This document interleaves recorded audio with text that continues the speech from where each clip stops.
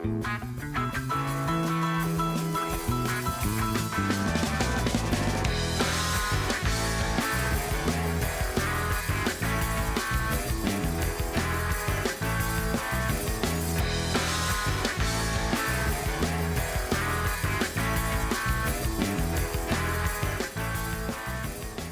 everybody. Welcome to the November 21st, 2014 edition of Colorado Inside Out. I'm your host, Dominic Dezzutti. Thank you very much for joining us.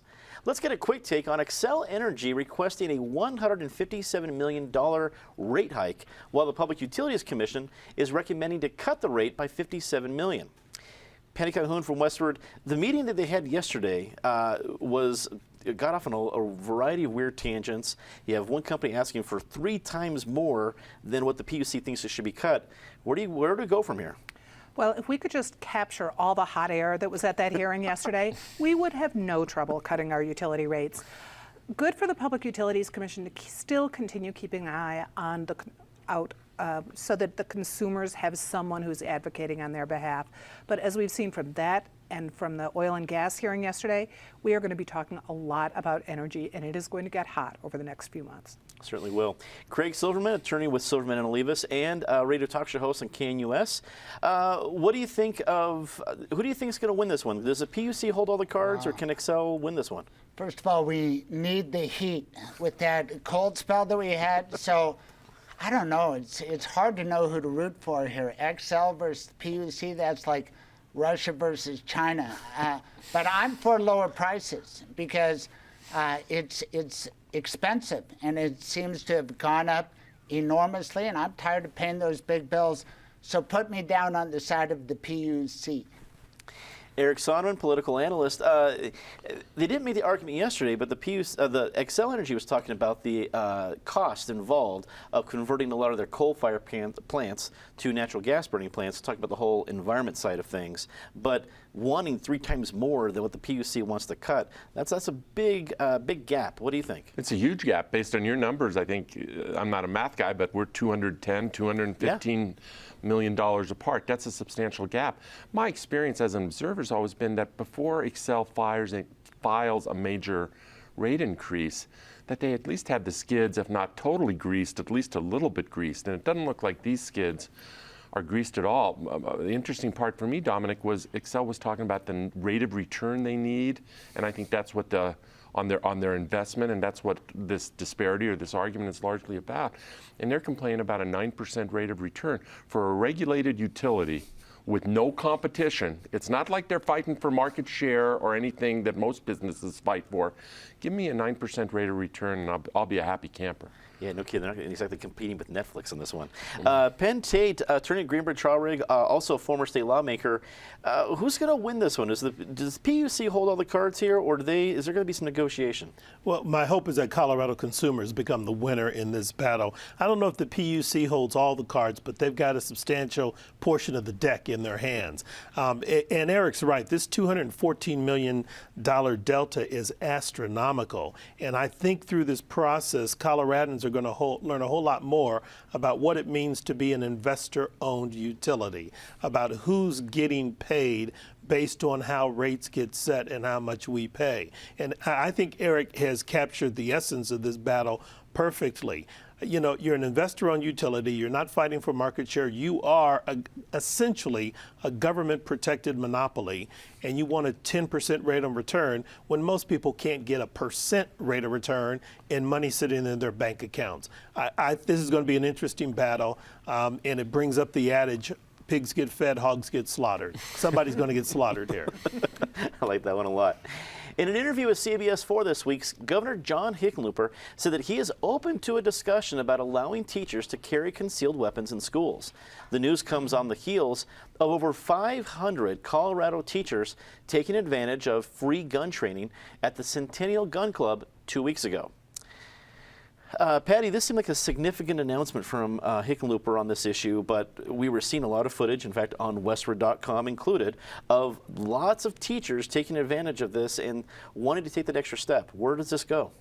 Well, we talked about this a little bit last week, that I think Hickenlooper, with his victory behind him, will start opening up for a lot of discussions on some of the tense issues that people really didn't talk about during the campaign because we were too busy worrying about where we were going to find condoms and, locking our houses so we weren't murdered in the middle of the night. Hickenlooper wound up getting more than 1 million votes. I don't know if anyone actually saw the final results. He's got some good numbers. Unemployment today is down at 4.3 in Colorado. He can take on some of the controversial topics that we didn't talk about before, and this is definitely one of them. I mean, guns is still a hot issue here in Colorado, and I think the fact that enough teachers really were interested in taking that training. We did do a video, looked really interesting. Looks like under the right circumstances, it certainly is possible that teachers could carry at schools. The right circumstances, though, are going to mean you have to keep the guns secure, because we all hear these horror stories about a 15-year-old just this week had a gun, killed a friend by accident. They find guns, they're unlocked.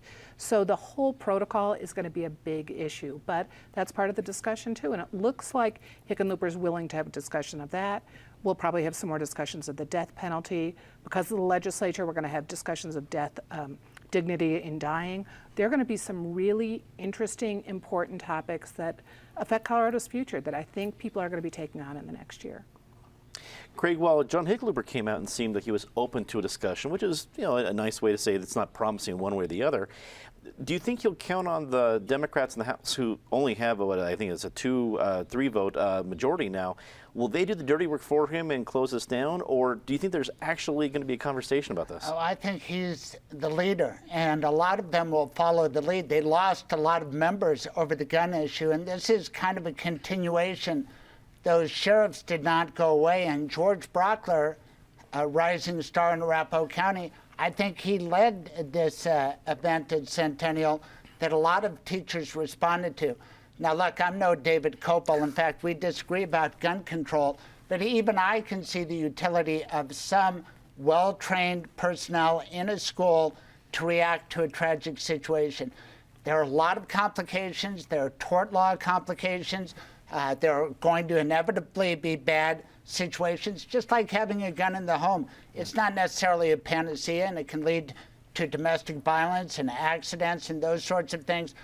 But I think it's coming. And in Colorado, when a John Hickenlooper can step out and say, I'm interested, I think it's going to happen. Not every teacher armed, but some personnel in every school. Eric, obviously being a centrist Hickenlooper, this is a comfortable position for him to be open to discussion.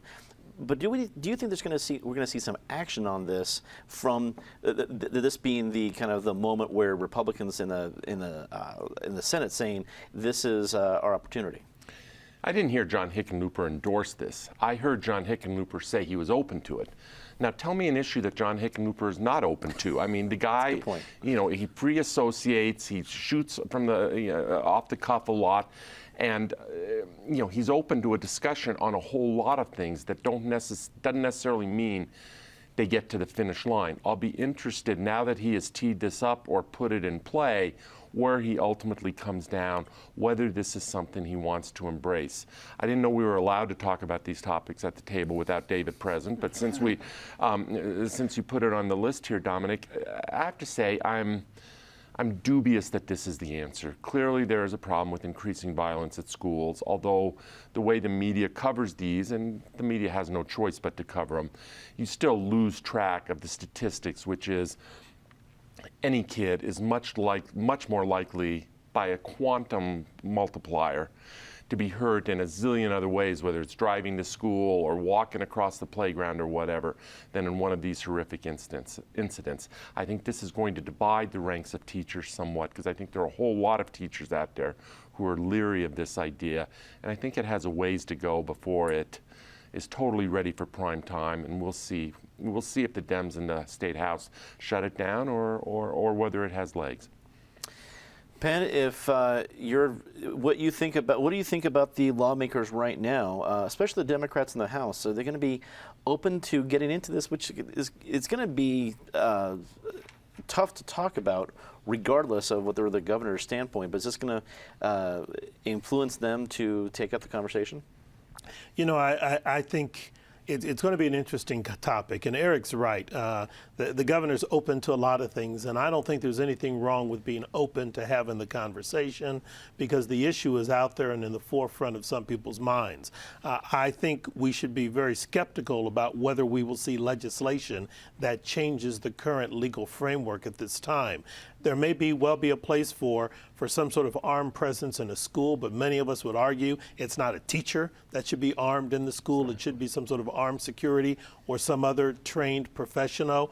I worry about the dynamic of how students will react, not knowing or knowing which teachers are packing and which aren't.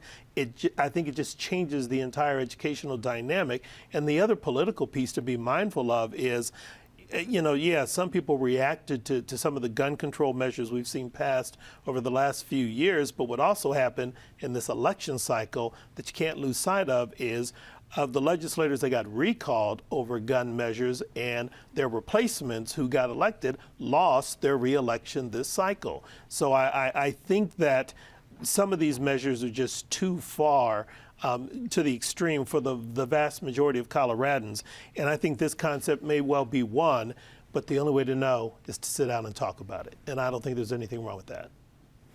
President Obama announced several executive orders on Thursday night that significantly affect the deportation status of millions of people in the country illegally.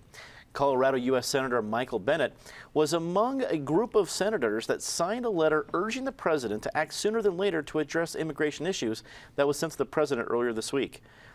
Craig, obviously these executive orders have been burning up the internet and the whole blogosphere these last 24 hours.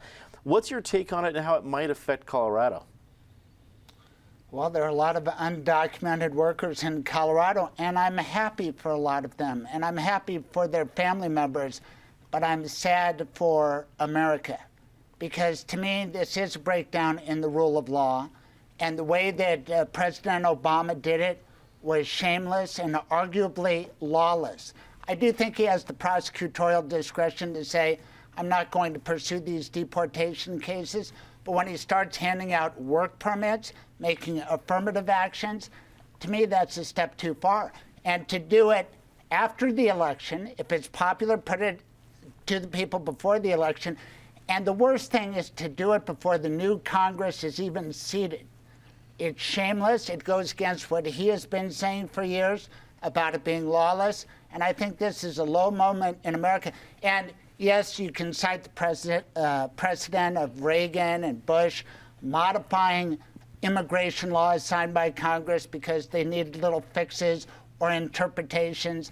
So arguably, that's the justification. But here it's against the direct will of the people. And I don't like it a bit. Eric, there's going to be political ramifications to this, more than we can possibly think of in even a half-hour show. What are your immediate takeaways? My immediate takeaways are several. My background, I'm the firstborn child of 2 immigrants to this country, immigrant refugees. I identify with the immigrant experience. I spend a lot of my civic time working with some immigrant populations. I saw the president's speech last night, and in terms of the content of the speech, or at least the gist behind it, I was cheering for it because the humanitarian part of me says, right on. But form matters. I repeat, form matters. We are a country of laws. And so ultimately, maybe with different words than Craig and a different amount of emotion, I come down in the same place. Barack Obama is at odds with Barack Obama on this one. If you look at all the videos of him over the last several years talking about how it was impossible for him to do as president, that he lacked the constitutional authority to do exactly what he did last night. I think it was an overreach toward a humanitarian end that this country ought to get to in some form, not all that distant from what he did, but I repeat that form matters. Use the argument of substitution, and instead of President Barack Obama, make this President George W. Bush and change the issue from immigration to something that was near and dear to the hearts of Republicans. And everyone today who is cheering Barack Obama and cheering his initiative, they would be appalled at the constitutional overreach if some Republican had done something like this. Penn, there's no easy way around this one. Obviously, it's an emotional issue, but there's some legal aspects of it too, aspects of it as well. What do you think? You know, I think this breaks down on several different fronts. First, I think we need to be mindful of the context. You know, we had Senate Bill 744 that was overwhelmingly passed by the Senate, immigration reform, almost 2 years ago, and the House refused to take it up. Not because they didn't want to talk about immigration, or maybe they didn't because they were trying to preserve their own political necks, but because Boehner did not want to divide his own caucus because he knew there were sharply held opinions on different sides of this continuum. That's chicken. And if you're going to file a lawsuit because you don't want to do your job, which is pass legislation, you sort of get what you ask for. And this is what Republicans, particularly in the House, have asked for.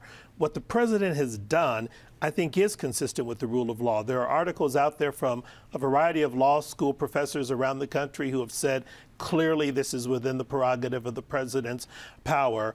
I think the data shows that there have been 39 times since 1956 that a president has used executive authority to change and tinker with the immigration laws. Every president since Dwight David Eisenhower has done something by executive action with immigration to impact an affected population. Jimmy Carter did it, George H.W. Bush did it, Ronald Reagan did it, George W. Bush did it, every president since Eisenhower. So there's clear precedent for this. We've got 50, 60 years of precedent establishing a president's authority. And if Republicans in Congress are upset about the timing and the substance of the measure, fine. I think the president's absolutely right. Do your job, do what you got paid to do what you got elected to do, pass a bill. And I've been waiting 2.5 years, and you refuse to even discuss the legislation that's been passed by the Senate. At some point, the president has a right to say, yeah, and I disagree with Craig. I think reform is what Americans want. I think you've got this small sliver of folks who want to put guns in everyone's hands and send them on the border of Texas, and that's not representative of where most people in this country are. So form does matter. I agree with Eric. I say it also consistently. What the president did, the form of this, was consistent with every single predecessor who's been in office before him back to Dwight David Eisenhower. Well, Patty, obviously, it's hard to make an opinion about this because there's just no. Obviously, it's really easy to come up with an opinion about this. Where are you at with this recent occasion? Well, not being a lawyer, I get to just enjoy journalistically the incredible irony of Obama at this point basically calling the Republicans bluff and saying, okay, do something now. Now, if something they do is going to be impeach him, that'll be novel, but it's a really interesting time. This is an issue that is so critical, and of course we all define the issue differently, but it is so critical to America. But let's focus on the kids who have been here. They aren't citizens. It's through no choice of their own. But we've seen it in Denver. They are great kids who are going to the Denver public schools. They deserve to have a path to legality. And if we start moving that along, if we start moving ways that families can have some security, that's important. So the discussion has definitely started. We don't have a lot of discussion yet. It's all the shouting. But I think over the next weeks, we will have an opportunity to see just where things can go, whether the Republicans are actually going to work on a real bill or whether they're going to just keep shouting about impeachment and shutting down the government, or they're going to do their job. I'm pretty sure we can do another half an hour on this. And let's keep moving, though. Let's keep moving on. Denver City Auditor Dennis Gallagher and some city council members are critical of projected cost overruns at the hotel being built at Denver International Airport. Kim Day, the airport's director, said that the total budget spent will not be higher than $600 million. But Auditor Gallagher warned that the budget may balloon to over $700 million. Eric, there's a lot of auditing, accounting details here that I didn't get into, but I know that we are only a few months away from some pretty important civic elections in Denver. Do you think the airport's going to be a big part of those campaigns? We have elections coming up in Denver? Who knew? I mean, it's the quietest thing you could ever imagine right now. We are, as you point out, 6 months or less than that away from a mayoral election, city council election, city auditor elections. And there is no focus on it, mainly because the mayor's race is what gathers attention, and there really, at least at this point in time, is no mayor's race and not even much of an inkling of one. I think, regardless of your opinions of Michael Hancock, the city would be, and even if he was a prohibitive favorite for re-election, the city would be well served, not just about this airport cost overrun issue, but about a whole bunch of issues, other issues as well, to actually have a debate, have an election. Yes, this will be discussed in city council races, in the city auditor's race. I've not always been a huge supporter of Dennis Gallagher, but lately, man, he's doing some good stuff. And you know, Kim Day would have you maybe hold a parade that we're only $100 million over budget, because maybe we're going to keep it to $600 million when the original budget was $500 million. Whether it ends up being 6 or 730 or whatever, that is a substantial budget overrun. It's a gorgeous facility, or looks like it will be, but that is a substantial overrun, and looks like the cost controls are not there. Penn, what do you think about all this? We have reports from both sides, obviously. Is the truth somewhere in the middle?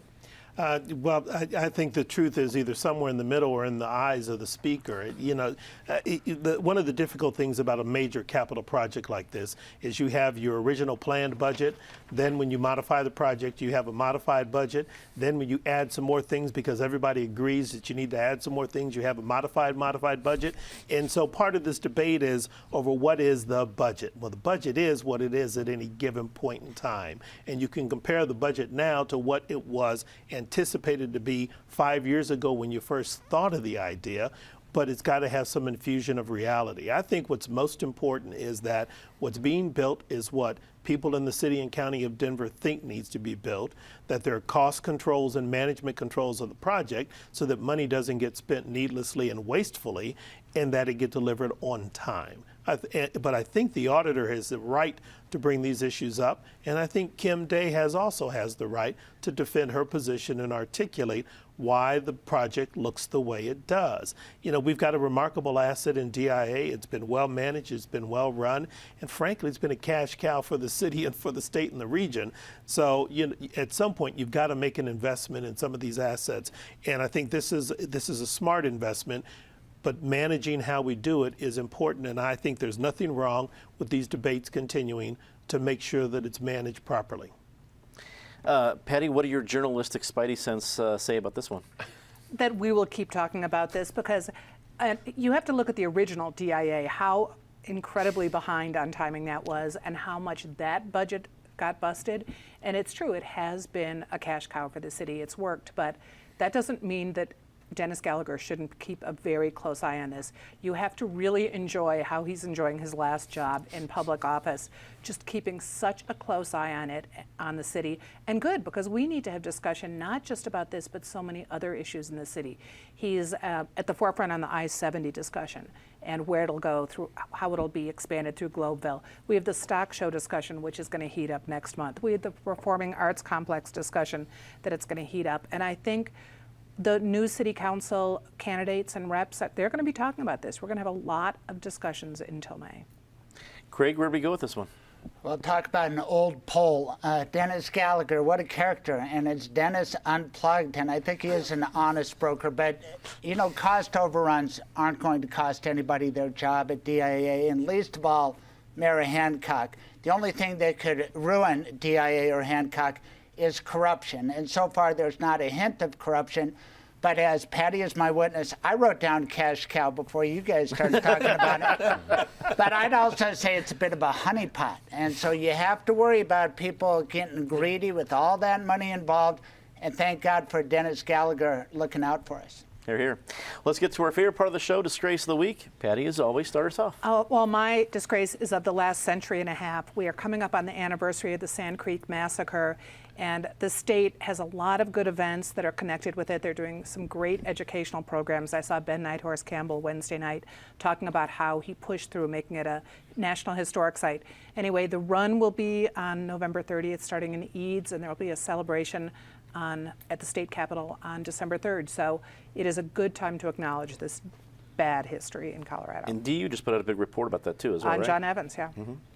Craig. Sadly, I am forced to talk about a modern massacre that took place on Tuesday in Jerusalem. 3 Americans were killed, 3 American rabbis killed while they were at a worship service. And then worse than that, kind of apropos of Sand Creek, there were celebrations, just as there were in Denver. There were celebrations throughout not just the Palestinian territories, but throughout the Arab Islamic world. And it's terrible. And then shame on CNN and BBC for the way they reported it. Eric. Right on to both Patty and Craig. I have to give it to an American icon, and that being Bill Cosby. And to everyone over the years, over a substantial period of years, who has hidden that, helped it keep it hidden, helped him, has enabled what is reprehensible behavior. And part of me wonders if there's not another Bill, last initial C, who may still suffer this treatment before the end of his political lifetime. Penn. I agree with Patty, and I agree with Craig. I'm still fixated on Congress. Pass laws. Quit suing over the Affordable Care Act. Quit suing over immigration. Do your job. Pass laws. Time to say something nice rather quickly. Patty, get us started. I'm thankful for all the watchers here who put up with us every week and watch because they care about what's going on in their city, whether they agree with us or not. Hear, hear. MIT professor Jonathan Gruber for telling us the truth about Obamacare. Process does matter. Eric. Missy Franklin, there's a new movie out about her, Touch the Wall. Obviously, she's a local kid, an incredible local story. And not only is she a sensational, world-class, all-time world-class swimmer, but just a good young woman raised with the right values. Person you want to cheer for. Penn. The I-70 East neighborhoods, Globeville, Swansea, Elyria, for standing up and putting some good, hard data and information on the table so that we can have an informed conversation about what happens to that stretch of interstate. That's all the time we have tonight. Thanks for tuning in. Next week, we continue our grand holiday tradition of offering our viewers a 2-hour marathon of our award-winning time machine programs. We kick it off at 7 p.m. with our trip to 1951, featuring a striking impression of Ethel Merman by somebody at this table. Then we go to 1912 in Molly Brown's parlor. At 8 p.m., we travel to 1973 and see the coolest shirt I've ever worn on TV. And finally, at 8:30, we go back to 1964 and the British invasion to Red Rocks. You won't want to miss it. For everyone here at Channel 12, I'm Dominic Dezzutti. Thanks for watching.